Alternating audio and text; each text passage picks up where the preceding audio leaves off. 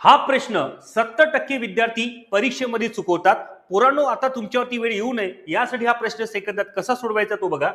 एक रक्कम बँकेत दर साल दर सेकडा 5 दराने 2 वर्षासाठी ठेवली तर त्यावर मिळालेल्या चक्रवाढ व्याज व सरळ व्याज यातील फरक 60 रुपये आहे, तर ती रक्कम म्हणजेच मुद्दल किती. आता चक्रवाढ व्याज आणि सरळ व्याज यातील जर फरक 60 रुपये असेल तर पोरांनो काय करायचं, 60 गुणिला इथे 100 कंपल्सरी घ्यायचं आणि भागीला रेट ऑफ इंटरेस्ट किती आहे 5%, याला भागीला 5 करायचं आणि याचा घ्यायचा स्क्वेअर. स्क्वेअर म्हणजे का, तर हे 2 वर्षासाठी आहे. 5 1 5, 20 पंच 100 होते पोरांनो, 20चा स्क्वेअर होते 400.